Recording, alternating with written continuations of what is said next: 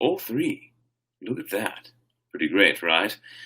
Hello, everyone, and welcome to Storytime.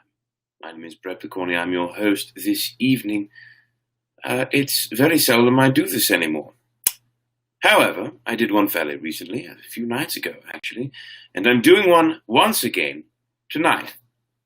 So, I hope you're watching. If you're not, that's okay. But if you are, great. Glad to see you. Huzzah. Tonight, we will be reading one or two Russian fairy tales. It will be a short reading because I do have to get back to recording. I am recording a few episodes for my other show tonight, Some Guy Who Cooks. Look up Some Guy Who Cooks on YouTube. Pretty easy to find. I've got somewhere around 130 followers, and I'm looking to increase that number. Anyway, tonight we return to this book of Russian fairy tales, of which we've gotten halfway through, which is incredible to think about. But it's lasted longer than we expected because I took a giant break. For a second there, you probably thought I was going to say took a giant dump, didn't you? I did take a bit of a dump on story time. For that, I apologize. Regardless, here I am tonight, back at it. So, follow on Facebook, follow on YouTube, follow on Twitch, Picorni1 for story time. It doesn't happen as often as it used to, but I still enjoy it, and I had actually forgotten how much I enjoyed. So it may happen a little more often soon, but in the meantime, still working on Some Guy Who Cooks. So if you would like to follow me there, please do. Some Guy Who Cooks on YouTube. In the meantime, let us get to the stories this evening. Where we left off. Yes, a story called The Merchant's Daughter and the Maidservant. A lot of merchants' daughters in these Russian fairy tales, these wacky Russians. Here we go. There once was a very wealthy merchant who had a marvelously beautiful daughter. Oh my. This merchant carried goods to various provinces, and one day he came to a certain kingdom and brought precious cloths to the king as a gift. The king said to him, Why can I not find a bride for myself? The merchant answered, I have a beautiful daughter, and she is so clever that no matter what a man is thinking, she can guess it. And hello there, Grey Wolf, good to see you. Huzzah! Thank you for joining. Look at that, looks like I've got 4 people watching at the moment. How very cool. If you say hello, you get a huzzah and a shout out. Keep that in mind. Anyway, back to it. I have a beautiful daughter, and she's so clever that no matter what a man is thinking, she can guess it. The king immediately wrote a letter and called his guards. Stay lit, candle, stay lit. Go to that merchant's house, he told them, and deliver this letter to the merchant's daughter. The letter said, Make ready to get married. Wow, that's awfully forward of you, king. The merchant's daughter took the letter, burst into tears, and prepared to go, taking also her maidservant, and no one could distinguish this maid from the merchant's daughter. They were so like each other, so very, very like each other. How convenient. They dressed in dresses that were alike and went to the king for the marriage. The maid was full of spite and said, Let us take a walk on the island. They went to the island. There the maidservant gave the merchant's daughter sleeping potions, cut out her eyes, and put them in her pocket. What the hell? Then she came to the guards and said, Gentlemen of the guard, my maidservant has gone to sea. They answered, We need only you. We have no use for that peasant girl. They went to the king. He married the maid at once, and they began to live together. The king thought to himself, The merchant must have cheated me. She cannot be a merchant's daughter. Why is she so ignorant? She does not know how to do anything. Bum, bum, bum. Meanwhile, the merchant's daughter recovered from the illness that her maid had brought upon her. Oh, yes, the cut-out eyes. You recovered from those, did you? You recovered from the cut-out eyes? Seems legit. She could not see. Oh, so she didn't recover from the cut-out eyes. Oh, you lied. She could not see, she could only hear, and she heard an old man tending cattle. She said to him, Where are you, grandfather? I live in a little hut. Please take me to your hut. The old man took her in. She said to the old man, Little grandfather, drive out the cattle. He heeded her and drove away the cattle. She sent the old man to a shop, saying, Get velvet and silk on credit. The old man went. None of the wealthy merchants would give him goods on credit, but a poor shopkeeper gave him some. He brought the velvet and silk to the blind maiden. She said to him, Little grandfather, lie down to sleep. As for me, day and night are one and the same. And she began to sew a royal crown of velvet and silk. She embroidered such a beautiful crown that it was a pleasure to behold. Next morning the blind maiden roused the old man and said, Go and take this to the king, and for payment accept only an eye, and fear not, no matter what they do to you. The old man went to the palace with the crown. Everyone admired it and wanted to buy it from him, but the old man asked for an eye in payment. Straightway the king was told that he was asking for an eye. The king came out, was delighted with the crown, and began to bargain for it, but the old man still asked for an eye. How strange, an eye! Who wants... Excuse me, terrible allergies these days. Who wants an eyeball as payment for anything? Anyway, the king began to curse and threatened to put him to prison, but no matter what the king said, the old man held his ground. Then the king cried to his guards, Go and cut out an eye from a captive soldier. Just then his wife, the queen, rushed out, took an eye from her pocket, and gave it to the king. The king was overjoyed. He's a dum-dum. Ah, you have helped me out, little queen, he said, and gave the eye to the old man, who took it, left the palace, and returned to his hut. The blind maiden asked him, Did you get my eye, little grandfather? He said, I did. She took it from him, went outside at twilight, spat upon it, put it into its socket, and was able to see once more. Not sure that's how that works, but okay, we'll keep on going. Then again she sent the old man to the shops, giving him money, and asked him to pay what he owed for the silk and velvet, and to bring more velvet and gold thread. He got what he needed from the poor shopkeeper, and brought these things to the merchant's daughter. She sat down to sew another crown, finished it, and sent the old man to the same king. Do not take anything, she told him, but an eye. And if you are asked where you got this crown, answer only, God gave it to me. She thinks a lot of herself, doesn't she? The old man came to the palace. There everyone was amazed, for although the first crown was beautiful, the second was even lovelier. The king said, I will buy it from you at any price. Give me an eye, said the old man.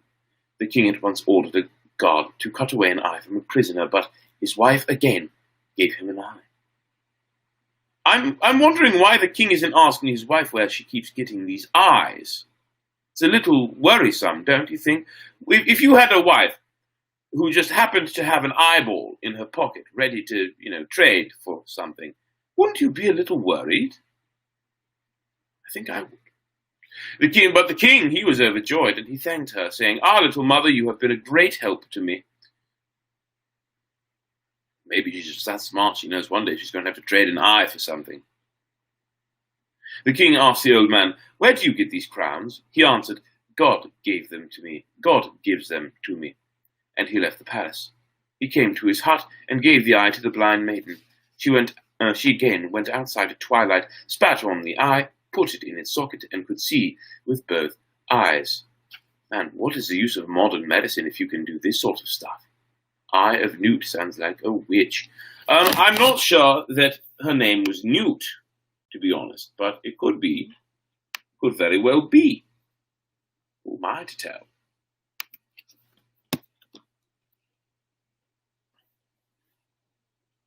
Where were we? Ah, yes.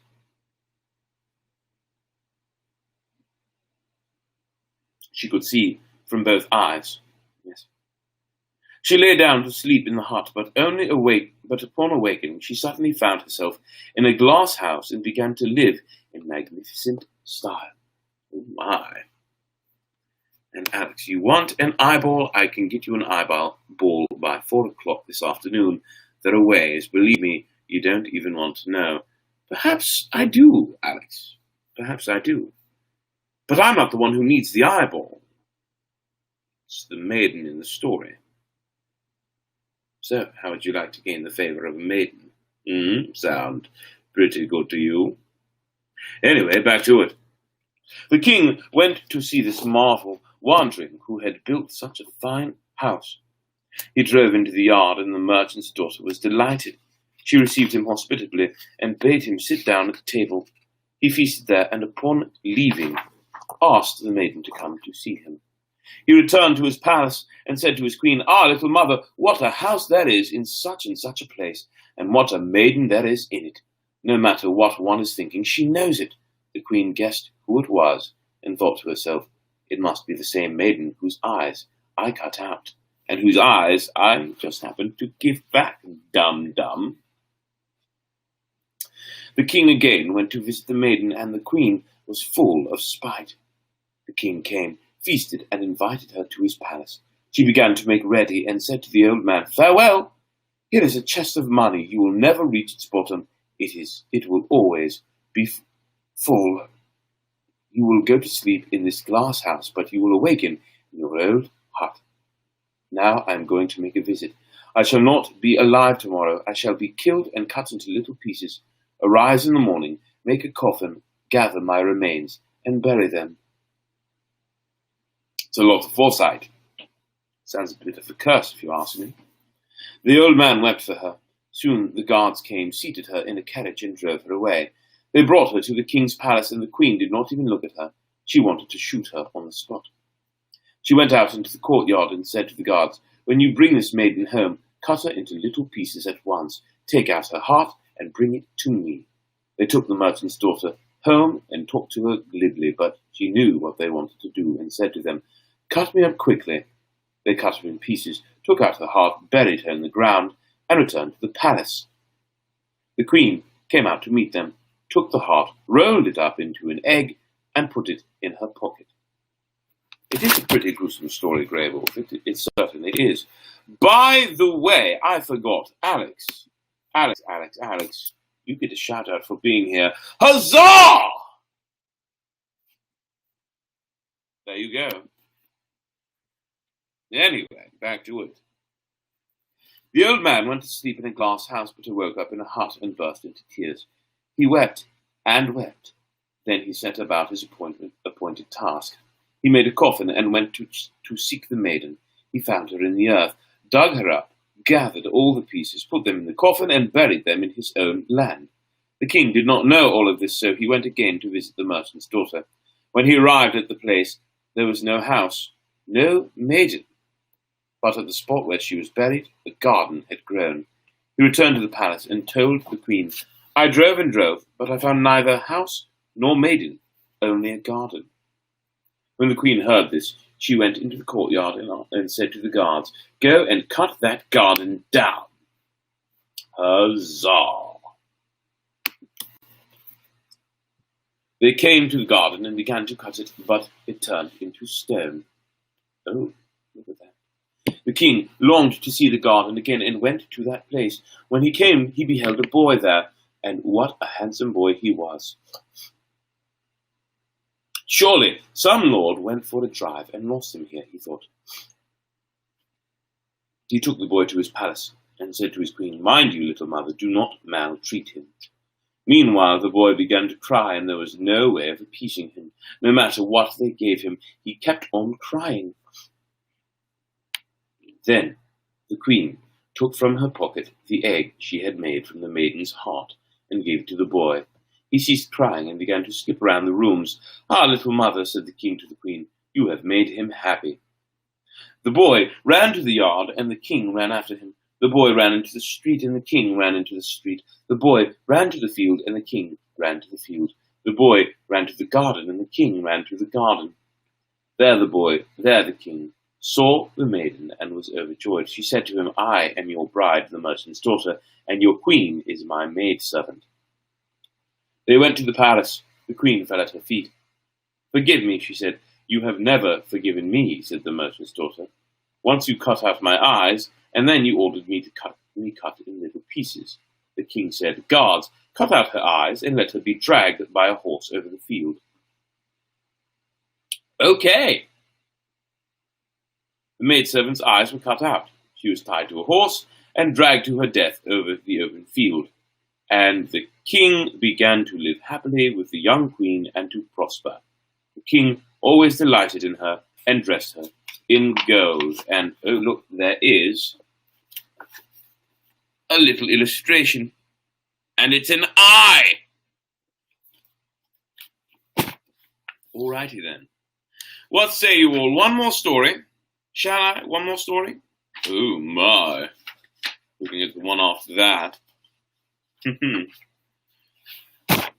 Yes, it's about 11:30. I think one more story will do.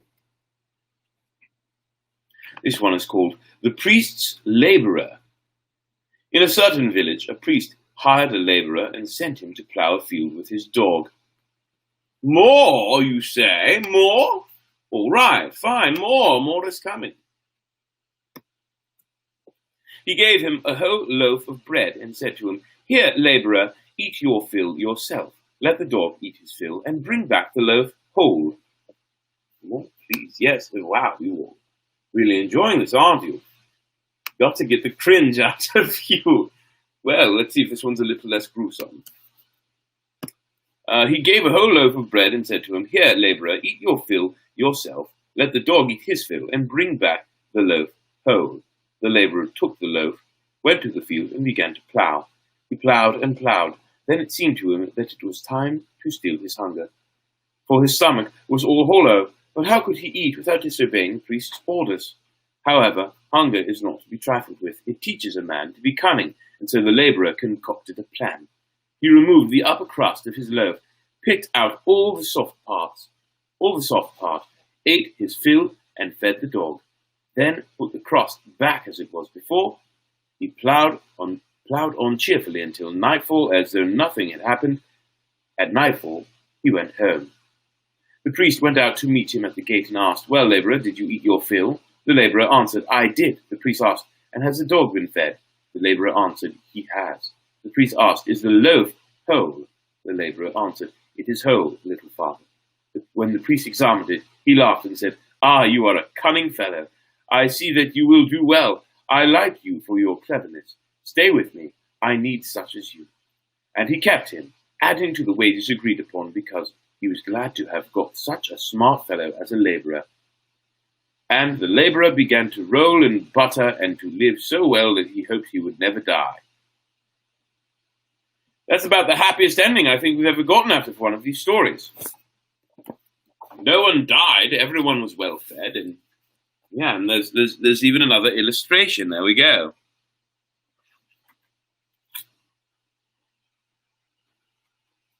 Well, naturally, that means we need to read one more. This is 11:29. It's not yet 11:30, so one more will do. Here we go. The Peasant and the Corpse. Ah, that's much better. A peasant was driving a cart full of poultry. His horse got tired and stopped near a graveyard. The peasant unharnessed it, let it graze, and lay down to rest on a grave, but somehow could not fall asleep. Suddenly the grave under him began to open. Feeling this, he jumped to his feet. The grave opened wide. Oh no, the candle went out. The grave opened wide, and out of it came a corpse holding a loaf. Holding a coffin lid and dressed in a white shroud. Back to the macabre. That is precisely correct. Well, we'll see how macabre it is. It's just a corpse, right? The corpse ran to the church, put the coffin lid in the doorway, and went to the village. Our peasant was a courageous man. He took the coffin lid and stood near his cart, waiting to see what would happen next. After a while, the corpse came back and discovered that his coffin lid was gone. He began to follow the tracks, reached the peasant and said, "Give me back my coffin lid, or I will tear you to pieces." "And what is my axe for?" the peasant answered. "I will cut you to pieces myself." "Please, my good man, give it back to me," the corpse implored. I will not give it to you, said the peasant, unless you tell me where you have been and what you've done. I was in the village, and I killed 2 young fellows there. Now tell me how they can be brought back to life. Willy-nilly the corpse had to comply. Cut the left flap from my shroud, he said, and take it with you. When you come to the house of the murdered men, fill a pot with burning coal, put the piece of shroud in it, and close the door. The smoke will bring them back to life at once. The peasant cut off the left flap of the shroud and returned the coffin lid. The corpse went back to his grave, and the grave opened. He began to descend into it, when suddenly the cocks crowed, and he had no time to cover himself properly. One end of the coffin lid remained outside. The peasant saw and took note of this. Daybreak came. He harnessed his horse and drove to the village. He heard lamentations and cries in one house. He entered it and found that 2 young fellows were dead there. Do not weep, he said. I can bring them back to life. Do bring them back to life, said the peasants. We will give you half our own possessions. The peasant did as the corpse had told him, and the 2 young fellows came back to life. The families were overjoyed, but at once seized the peasant and tied him with ropes. Now, you wise man, said they, we shall take you to the authorities. Since you knew how to bring them back to life, you surely killed them too. Ah, ye faithful, don't you fear God? Cried the peasant, and he told them everything that had happened to him during the night. The villagers were called together. The people went to the graveyard, found the grave from which the corpse had emerged, dug it up, and thrust a spike of aspen wood straight into his heart, so that he would no longer rise up and kill people. The peasant was richly rewarded and allowed to return home in peace. Well, all right, everyone. 3 Russian fairy tales for the evening. I hope you enjoyed them. One of them was surprisingly not sad. One of them was strange, one of them was brutal, and one of them was just like, hey, you should be cunning. So, cool. Hope you enjoyed them. Another shout out to Alex and another shout out to Grey Wolf. Huzzah! Thank you for joining this evening. I'm glad to have had the 2 of you here and anyone else who joined. I saw there were a number of people who looked like they joined. Yes. Oh, looking on Facebook, it looks like Juan and Trisha joined. Huzzah to the 2 of you as well. Thank you for watching. Much love to all of you. Until next time, I bid you adieu. Have yourselves a wonderful, wonderful evening. Now it's time for me to get back to cooking. Some guy who cooks on YouTube. Make sure you follow if you haven't already. Tonight, I make sour cream from scratch.